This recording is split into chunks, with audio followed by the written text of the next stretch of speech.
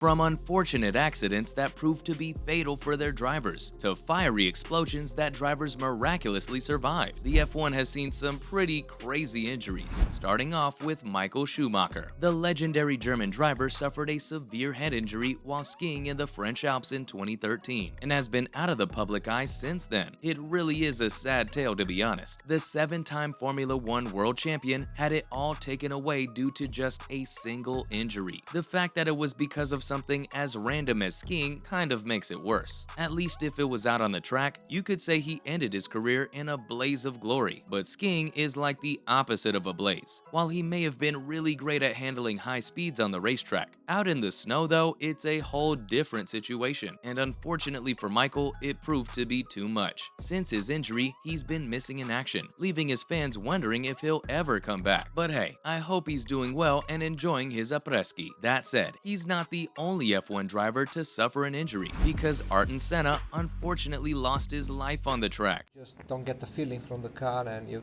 have to commit yourself to certain corners, and you just can be off. So I had to gamble on this. Well, you always expect, you always hope, but until you actually achieve, it's a big way, it's a long way. But it's only really a question of conditions being reasonable and not impossible, like we experienced, for instance, here 2-3 years ago.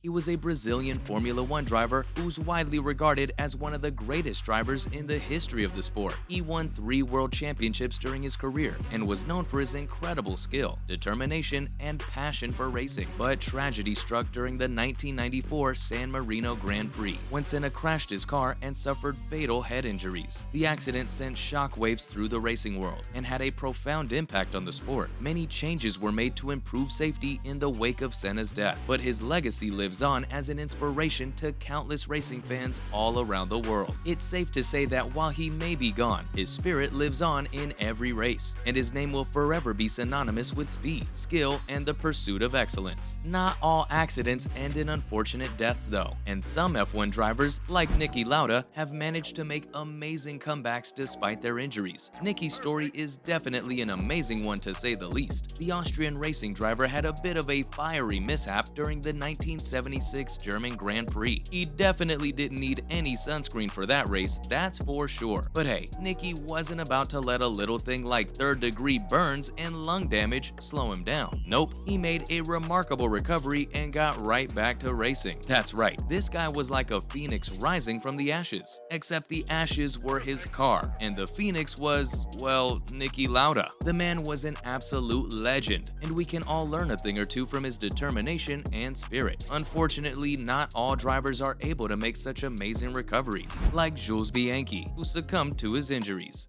It's just amazing for us. We did perfect race, even though we had some penalties. At the end, we finished in the points. For sure. Big night now. You can say Jules, it's fine. Call of Duty or FIFA? FIFA.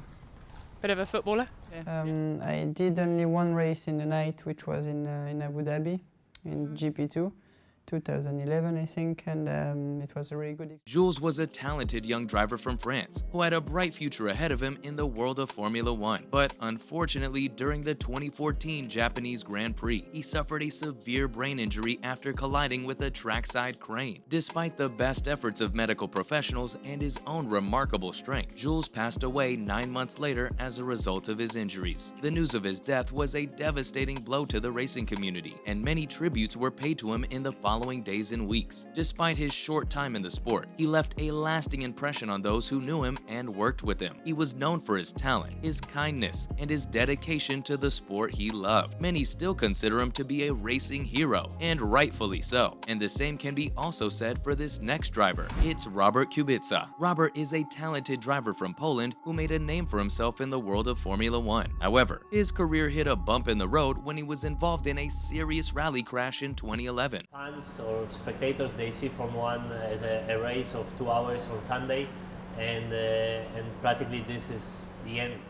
The accident left him with a severe injury that required extensive surgery and forced him to miss the entire 2012 F1 season. It was a tough blow for Robert, but he refused to let it keep him down. He worked tirelessly to recover from his injury and make a comeback. And boy, did he come back! In 2013, he returned to racing and showed that he still had what it took to compete at the highest level. Though he may have missed a season, he didn't miss a beat when he got back behind the wheel. His resilience was an inspiration to many, and he remains a beloved figure in the racing community. Speaking of resilience, I've got to mention this next driver. Yup, it's Felipe Massa. The Brazilian driver had a bit of a close call during qualifying for the 2009 Hungarian Grand Prix. He suffered a life-threatening head injury that left everyone on the edge of their seats. But don't worry folks, this isn't the end of the story. Despite the severity of his injury, Felipe showed us all what a fighter he is by making a full recovery and returning to racing. He didn't let a little thing like a near-death experience keep him down. Not all injuries involve cars though, even in F1. Some may also involve karts, like the one suffered by Alex Zanardi. The Italian driver had a pretty nasty crash during a kart race back in 2001. I mean, it was bad. So bad in fact that both of his legs had to be amputated. But here's the thing, Alessandro didn't let that stop him. No sir, he became a Paralympic gold medalist in hand cycling. He went from driving a car to riding a bike with his hands like it was no big deal. The guy really took the when life gives you lemons approach to a whole new level. Gotta give it to him. While I'm on the subject of brave drivers, this next one definitely deserves a mention. Yup, it's David Purley. His story is one filled with heroism and bravery and will give you goosebumps. Back in '77, at the British Grand Prix, the daring British driver was hurtling down the track when suddenly disaster struck. His car spun out of control, crashing and tumbling with a sickening thud. He was left with serious injuries, but instead of giving up, he mustered all his courage and rose to the occasion. In an awe-inspiring moment that will go down in history, David decided to risk life and limb to save another driver who was trapped in his burning car. That's right folks, he braved the flames and the smoke, showing everyone what true heroism looks like. I don't know about you, but I think he deserves a round of applause, a Medal of Honor, and maybe even a key to the city. Finally, there's another driver that came back alive from the flames. It's Gerhard Berger. In the 1989 San Marino Grand Prix, the Austrian driver had a pretty rough time of it. I'm talking about serious burns, fiery flames, the whole shebang. It was a tough break, no doubt about it, but did he let that stop him? Heck no! He was made of tougher stuff than that. After taking some time to recover, Berger came roaring back to the track, and boy did he ever make up for lost time. Over the course of his career, he went on to win 10 more races, proving that nothing can keep a good driver down. I mean, talk about a Hollywood ending. This guy had the odds stacked against him, but he refused to give up. I don't know about you, but I think that's pretty darn inspiring. Those are all the F1 drivers that have gotten seriously injured. Thanks for watching, and I'll see you next time.